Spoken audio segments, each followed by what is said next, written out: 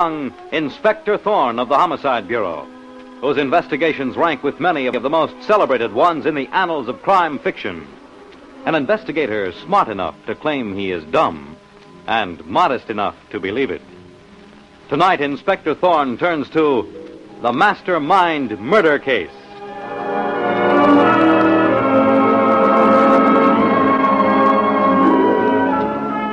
The scene opens in one of New York's big banks.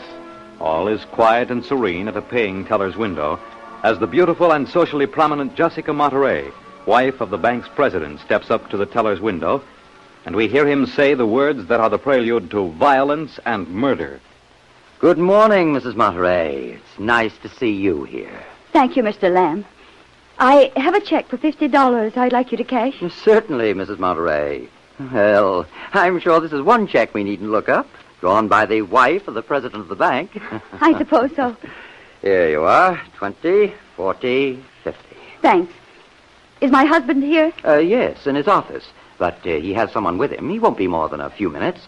Wouldn't you like to wait for him? No, I have a very important appointment. Mrs. Monterey. Mrs. Monterey, I see the door of your husband's office opening now. Oh, she's already gone. That's the bank alarm bell. They've blown up the big safe. It's a holdup. They're killing the guards. Call the police.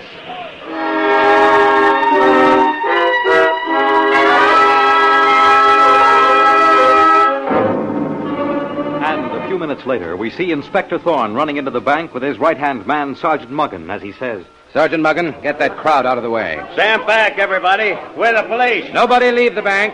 I'm Inspector Thorne of Homicide. Inspector Thorne, I'm John Lamb, the chief teller of the bank. How do you do, Mr. Lamb? Tell me what happened here. Looks more like a massacre than a bank holdup. Those bodies are 4 of our guards, shot down in cold blood. And the bank's main safe was blown wide open. What did the robbers do? Kill the guards to get at the safe? No, Inspector Thorne. I heard a terrific explosion as the safe was blown up. Then I saw the robbers run through here on their way out, killing the guards as they made their escape. You mean the robbers blew up the safe and then killed the guards? Strange. Sergeant Muggan. Yes, Chief. Take the fingerprints of this one body. Just from one body, Chief? Not the other 3? No, this one only, Muggan. Okay, Chief. Now, Mr. Lamb, the president of this bank is Stanley Monterey, isn't he? Yes, Inspector Thorne. Follow me. I'll take you to his office. Mr. Monterey. Yes, what is it, Lamb? This is Inspector Thorne of the police, sir. Oh, yes. Well, come in, Inspector Thorne. Terrible business, this. Yes, it is. You may go now, Lamb. Yes, sir. Fortunate thing, Mr. Monterey, that your wife ran out of the bank the very moment the safe was blown. Why, she might have been killed by the bandits. My wife here? Well, she didn't tell me at breakfast she was coming. I cashed a check for her, sir. She asked for you, but wouldn't wait. Said she had an urgent appointment. Well, all right, Lamb. Go ahead now. Yes, sir. Well, Inspector Thorne, this is a dreadful thing. 4 of our trusted guards murdered. Our big safe blown. Millions in currency stolen. What is your analysis? My analysis is very simple, Mr. Monterey. Simple. It's an inside job. Inside job? How could it be? That's impossible. Mr. Monterey, of course, you've heard of the famous English bank robber, George Bridgewater. George Bridgewater? No, I haven't. You haven't? I thought every banker in the world had. Well, I haven't, Thorne. All the big jobs Bridgewater has pulled have been in collusion with someone who works in the bank. Really? Usually in collusion with a high official of the bank, Mr. Monterey. And you say you've never heard of him? I've already said that twice, Inspector Thorne. Well, from the whole setup of the job in your bank, Mr. Monterey, I'd say Bridgewater engineered it from the inside. Very well, then. He did. Any other questions you'd like to ask? No, none, thank you. But it is curious that a banker of your standing never heard of the world's most famous bank robber. Goodbye, Mr. Monterey. Get any leads from Mr. Monterey, Chief? No lead, Sergeant Muggan.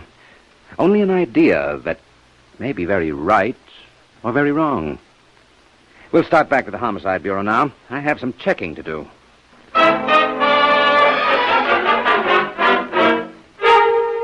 And later, as Inspector Thorne returns to the Homicide Bureau, he finds a visitor waiting. Inspector Thorne, at last. Yes? I have to see you. I'm Mrs. Monterey, Mrs. Stanley Monterey. Mrs. Monterey, the wife of the head of the bank that was just robbed? Yes. Won't you sit down? I'm so worried about the bank robbery. Why, Mrs. Monterey? It's that dreadful man, Jerome Wallace. What right has he to say that my husband's involved in the bank robbery and murders?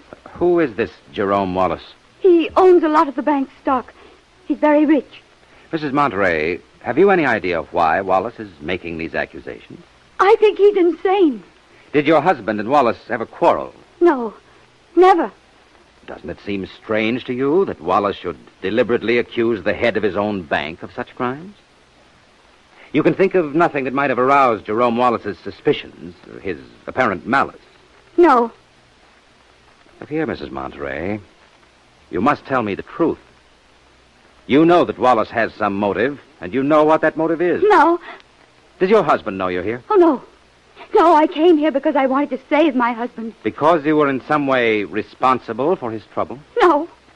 No. You have something on your mind that your husband doesn't know about. Something you don't want him to find out. He must never find out.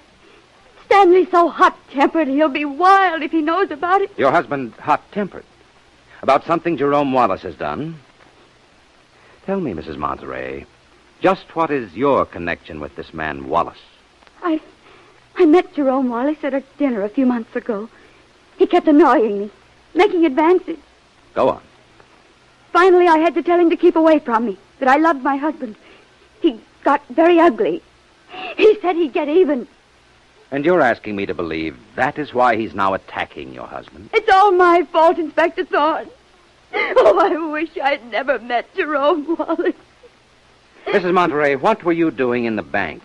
And why did you run out of there just before the safe was blown up and 4 men were murdered? Well, I just happened to be there to cash a check. You know, I'm a little slow thinking. When I meet a lady like you, I just don't know what to make of things. I mean, you're being there and running out of the bank at just the right moment. I don't know what you're talking about. You seem very shaky, Mrs. Monterey. Are you well enough to go home alone? Oh, yes, Inspector Thorne. Besides, some friends, Mr. and Mrs. Stewart, drove me over in their car. They're waiting downstairs. Oh, they must be very old friends to be so much in your confidence. Oh, not old friends. We've only known each other about a month. Well, they don't know why I've come to see you. Well, I don't want to hurry you, Mrs. Monterey, but there's someone waiting to see me. Goodbye, Inspector Thorne. Goodbye, Mrs. Monterey. Sergeant Muggan. Yes, Chief. Follow Mrs. Monterey downstairs. Get the license number of the car she drives off in. And put some men on to tail her constantly. Hurry. Right. And that stool pigeon you sent for is outside, Inspector Thorne. I know he is. Come in, Harvey. Okay, Inspector Thorne. What do you want? I want you to answer a few questions. We're holding 2 men for that big bank robbery and murders. Their names are Kelly and Smalls. You know them, don't you? Yeah. Now, you know as well as I do, Harvey, they're not smart enough to pull a job like that alone. Tell me who's behind them. What's the man's name? I don't know. I don't know nothing about it. Then why are you shaking like that? I don't want to end up in the morgue. Tell us who masterminded it, Harvey. All I know is they call him Mr. Big. Nobody knows his name. Mr. Big, huh? I never seen him.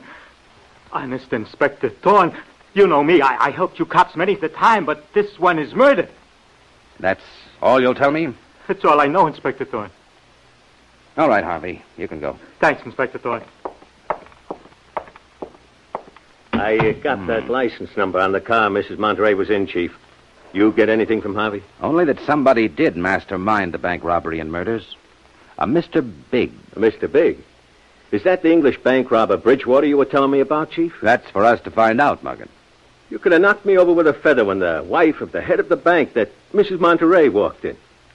I tell you what, Chief. Come in. Inspector Thorne, they got that stool pigeon, Harvey. They shot him a block away. What? Killed Harvey? They work fast and effectively, Mr. Big's men. They sure do.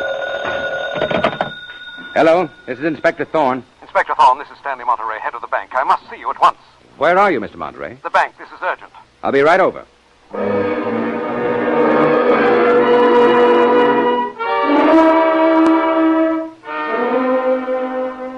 You have something new about the bank robbery and murders, Mr. Monterey? Yes, Inspector Thorne. New trouble. It's a man named Jerome Wallace, one of our biggest stockholders. He's kicking up a row. that could embarrass both the bank and myself. How? Why, this Wallace has virtually accused me of having a hand in the robbery. But you have a reputation beyond reproach. That seems to make no difference to Jerome Wallace, Inspector Thorne. What's this man Wallace's background? Well, he's made a lot of money in oil. Bought up a lot of the bank's stock. And you have no idea why he's making this charge? No, none at all. You know, Mr. Monterey, I've never heard the like of the story you're telling me. Well, whether you have or not, Inspector Thorne, I tell you this man is out to cause me trouble. And you still say, Mr. Monterey, you've never heard of the English bank robber Bridgewater. I told you before I've never heard of him, Inspector Thorne. And I'm not accustomed to having my word questioned. Maybe that's because you've never had the police to deal with before, Mr. Monterey.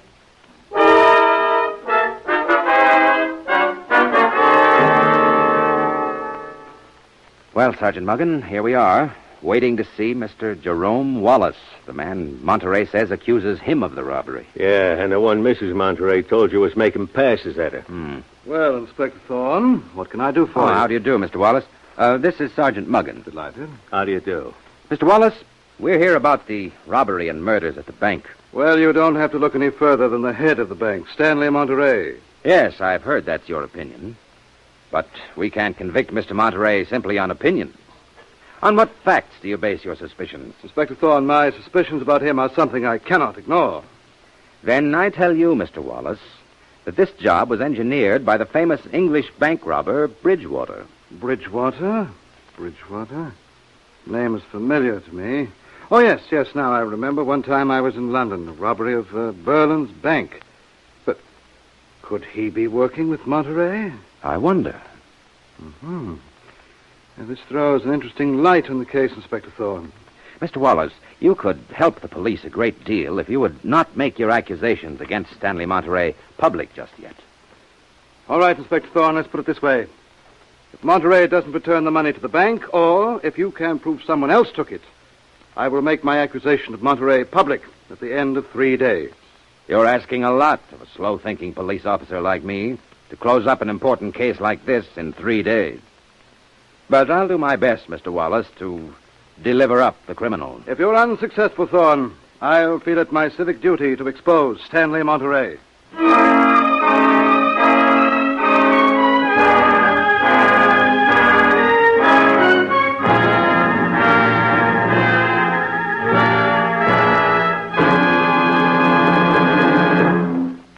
Inspector Thorne in the Mastermind murder case will return in just a moment. But first, it's the Silver Jubilee on NBC. Tonight, be sure to hear Mr. Keene, tracer of lost persons, as he brings you the story of the fire escape murder case. And here are a few reminders about Sunday evening's radio features. First, there's Tom Conway as Gentleman Detective Simon Templar, alias the Saint. Then screen actor Lloyd Nolan brings you another hard-hitting story as Martin Kane, Private Eye. And actor Carlton Young comes to the NBC microphone in the double role of Philip Galt and the Whisperer. As the Whisperer, he is able to enter the underworld, gain the confidence of criminals, and solve many of the cases which have long baffled the law enforcement authorities. Then, later Sunday evening, join Mr. Moto, the ace Japanese-American security agent, sworn to uphold world peace and bring to justice those who would push the world into another global conflict. Then, on Thursday evening, we present Dimension X, which features stories dealing in time and space, and brought to you in future tense. Hear Dimension X next Thursday. Well, there you have it, a brief rundown of the programs you soon will hear. Programs designed for the best in summer radio entertainment, and heard on this, your NBC station.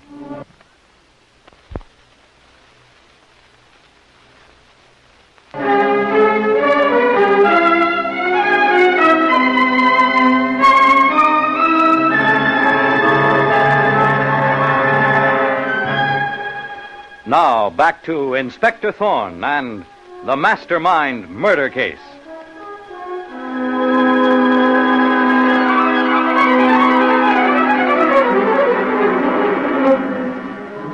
Now, at the office of the Homicide Bureau, with just 3 days to solve the gigantic robbery and murders at a great Wall Street bank, Inspector Thorne bears down on his pursuit of the mysterious Mr. Big, the man behind the crime.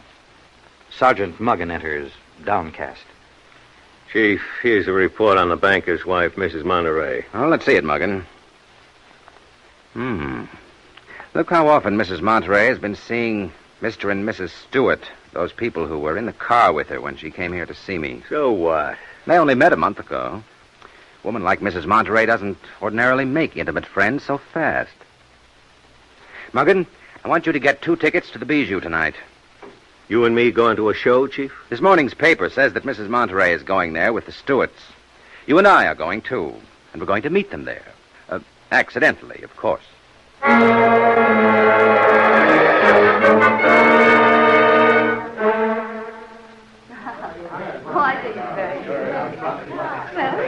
I don't go for this play, Inspector Thorne. I'm glad it's intermission. There's Mrs. Stanley Monterey over there, Muggan, with the Stewarts. Follow me. Right, Chief. Good evening, Mrs. Monterey. What? Inspector Thorne. How nice. And Sergeant Muggan. Are you enjoying the play? It's too heavy for me. Really, Sergeant Muggan? My husband often gets bored, too. That's why I'm so glad to have Clifton and Virginia Stewart to go with. Oh, I want you to meet them. Mr. and Mrs. Stewart, Inspector Thorne, Sergeant Muggan. How do you do? How do you do? Inspector Thorne, the detective? I've often thought I'd make a good detective myself. Oh, is that so? But construction's my job. Will you excuse me? There's some other friends of mine over there, and I'd like to say hello. Come along, Virginia. All right, Jessica. Yeah, Inspector Thorne, I'd like a word with you. What about, Mr. Stewart? It's about Mrs. Monterey. She's in a state over the bank robbery. She is she? Have you been following the case closely, Mr. Stewart? Yes, I've been following it in the papers. They certainly had a clever schedule worked out. Schedule? Schedule. Oh, yes. And, of course, Mrs. Monterey is always talking about it. Have you discussed it with Mr. Monterey, too? I never met him. Mr. Monterey doesn't like going to shows very much, so we just naturally keep his wife company. Now, I like a good problem play. I suppose that's why I'm sensitive to Mrs. Monterey's feelings. About the robbery and murders? That's right. Now, knowing Mrs. Monterey and all, I've been doing some thinking, and I bet I could give you a tip or two. Well, I could use some help. I'm getting the idea I'm pretty dumb catching on to this case. Tell you what, Mr. Stewart, here's my card. Oh, thanks, Inspector Thorne. Drop in and see me in the morning. Wait a minute. I think I've given you the wrong card. May I have it back? Yeah, sure thing. Here's the right one. Well, I'll be looking forward to your tips in the morning. See you tomorrow, Inspector Thorne. Good night, Mr. Stewart. That character's a windbag, Chief. Just a big butter and egg man, eh, Muggan? Sure, typical. That's where you're wrong. Clifton Stewart's not typical. He's cunning. And he's not an American. He's an Englishman. He's an international crook. What? Yes, Muggan. From the way Stewart used one word, I know he's not an American, but an Englishman. And I think the fingerprints I tricked him into giving me on this card will show he's the famous English bank robber, Bridgewater.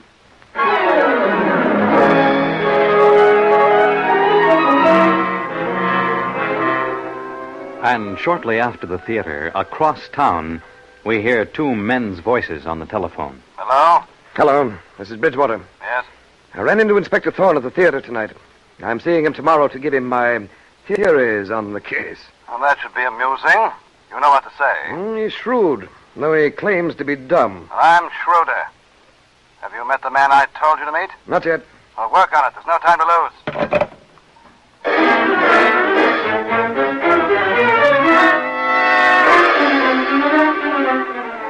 Now, next morning at the Homicide Bureau, things are beginning to happen. Inspector Thorne looks up as Sergeant Muggan enters excitedly. What do you think of this, Inspector Thorne? Another stool pigeon, Big Mouth Louie, made it his business to get hold of me. He told me who Mr. Big is. Who is he, Muggan? It's the head of the bank, Stanley Monterey. Monterey. Big Mouth Louie told you that. Word for word. Stanley Monterey is Mr. Big. I've got something for you, too, Muggan. I have the report on Clifton Stewart's fingerprints. He is the famous English bank robber, Bridgewater. Then Stewart's Mr. Big and Monterey ain't. Muggan, my hunch is that Bridgewater, alias Clifton Stewart, is working for someone else. And that this someone else is the real Mr. Big. Hello? Mr. Clifton Stewart's here to see you, Inspector Thorne. Have him come in. Well, speak of the devil, Muggan. Here's Stewart in person. What a nerve that bird's got to come here. I'll have my gun ready, Inspector Thorne. This Bridgewater might be dangerous. He is dangerous, Muggan. Good morning, Inspector Thorne. Well, glad you came, Mr. Stewart. Have a chair. Yeah, thanks. Morning, Sergeant Muggan. Morning. You said you had some theories on the case, Mr. Stewart. Yes, Inspector Thorne. I read you've been checking people like this Harvey Zaffer, the crook who was bumped off. Mm-hmm. Now, it seems to me that petty crooks like that couldn't possibly have managed something as big as this bank holdup, killing 4 men. As a matter of fact, we know there's a Mr. Big behind this. Mr. Big? I might have known you'd be on the ball, Inspector Thorne. Yes, we're pretty sure there was some mastermind behind the bank robbery and murders. Someone who might have been a successful businessman if his mind weren't twisted. An executive. Or a successful construction man like yourself. Yes, or a banker. Inspector Thorne, you're barking up the wrong tree. This is an inside job. And my tip is to look for someone who knows the bank inside out. That makes sense, Mr. Stewart. Had the same idea myself. You did? We know another thing. Mr. Big is also ruthless. Muggin, you may have wondered why I took fingerprints off just one of the murdered men at the robbery. The laboratory has verified my suspicions. That was the body of a crook, a member of Mr. Big's gang. Mr. Big had one of his own men bumped off? What? Sure. That's what this Mr. Big always does. He kills off his Confederates and keeps the loot himself. How did you know this, Chief? From the way the body was lying. Out of the line of the machine gun fire that killed the other victims. You're sure Mr. Big put his own man on the spot? Oh, absolutely. But the funny thing is, he missed getting the one man he really wanted out of his way. The actual leader of the holdup, the famous English bank robber, Bridgewater. Who did you say he missed getting? The famous English bank robber, a fellow named Bridgewater. Well, that's certainly interesting, Inspector Thorne. But I'm taking up too much of your time, so I'll say goodbye. Goodbye, Mr. Stewart. What a cool customer. More than cool, Muggin. He's got a bad case of the chills, now that he knows how Mr. Big treats his boys.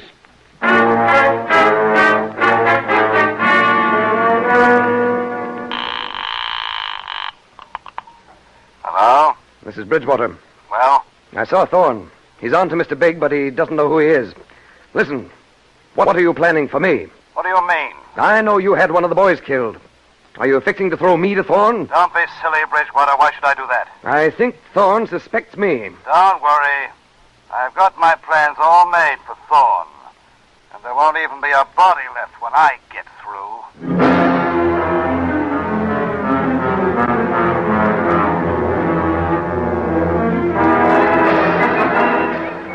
Now, Inspector Thorne, in danger of his life, moves in on Mr. Big. But first, he goes to see Clifton Stewart, who is really the famous English bank robber, Bridgewater. And Bridgewater, tricked by Thorne into suspecting a double-cross, has decided things are too hot for him, and he's frenziedly phoning an airport. Hello? Hello? Why don't they answer? Go ahead, ring the doorbell, whoever you are. No one will answer. Hello, airport. When does the next plane leave for England? Who? Inspector Thorne! Hello, Mr. Stewart. What do you mean by breaking in like this? Sergeant Muggin here carries an assortment of passkeys. Very simple lock, Mr. Stewart. I was on the telephone. I suppose I might as well hang up now. You might as well give up, Mr. Stewart. Or should I say, Bridgewater. What are you talking about, Thorne? I knew who you were 2 minutes after we met. By the way you pronounced one word. What kind of a joke? You said it was amazing, the schedule the bank robbers worked out. Well, so I did. An American says schedule. Only an Englishman pronounces it schedule. Well, that doesn't prove I'm Bridgewater. It gave me the lead I needed. Then I got your fingerprints on that card I mistakenly gave you at the theater. Look out, Chief. I've got you covered. Don't move, Bridgewater, or I'll kill you. The devil, Thorne. You'd never have gotten me if it weren't for... For whom, Bridgewater? You might as well say it. Mr. Big betrayed you. Why should you protect him? The one chance you've got is to talk. All right, Inspector Thorne. Mr. Big asked for it. Tried to put me on the spot, did he? Now he can burn with me.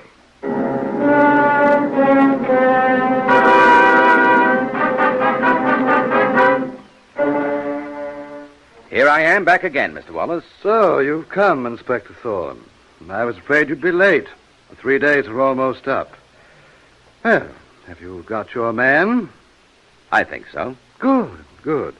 I was inclined to think no detective could possibly live up to your spectacular reputation. Well, thank you, Mr. Wallace. You have a wonderful art collection. That painting is beautiful. Yes, isn't it? And over there, Mr. Wallace, on the wall, that pretty little picture. Pictures like that very often conceal a wall safe. Is that why you've got it there? Conceal a wall safe? I know it does. And I think I know what's inside of it. The millions in cash that were stolen from the bank 3 days ago, and 4 men murdered. Yes. Yes, that's right, Thorne. I'll show it to you. I'm so sorry to have to use this gun. Come over here. Here. A twirl of a dial, and here's the money. Oh, you've got it wrapped up very neatly. Would you like to know my plans for you? I guess you'll take me down into the cellar. Congratulations, you are smart. Oh, I claim to be dumb. I'll just relieve you of your gun. A small precaution. I think we're ready now, Inspector Thorne. Open the door. Down the stairs. Left turn at the bottom. Isn't that right, Wallace? You seem to have done this before. Oh, yes, you're smart, but not smart enough. For years I've outwitted you and your kind, Thorne. The police never knew I existed. They blamed the crimes on other people. Like Bridgewater. You know of that, eh? My compliments. You know too much. And that's why you're going to take me into the little room with the thick walls, and then dispose of my remains in the incinerator. You are too smart, Inspector Thorne. But you won't bother me much longer. Other men like you have cornered me, Wallace, without getting away with it. Other men were not Mr. Big. Now, there's the door to the little room, Thorne. Open it. Step in, Thorne. Step in! Get against that wall, Wallace. You're covered. Good work, Sergeant Muggan. You see, Wallace, while you were amusing yourself with me, Sergeant Muggan, with some of our men, took over your house. This time you slipped. You should have stayed at your job of being a straight criminal. Your big mistake was trying to get revenge on Mrs. Monterey, the banker's wife, because she rebuffed you. Trying to ruin her by ruining her husband. I'll get you for this, Thorne. Tell that to the judge and jury, Wallace. Hold out your hands for the handcuffs. I arrest you for first-degree murder.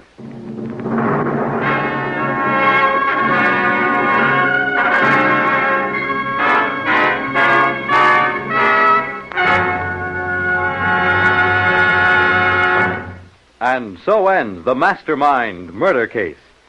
The part of Inspector Thorne is played by Carl Weber. Direction by Edward Slattery. The script was written by Carol Warner Gluck and Edward Francis from the original story by Frank and Ann Hummert. This is Fred Collins inviting you to tune in again next Friday at the same time when the National Broadcasting Company will present Inspector Thorne in the Doc Cigarette murder case.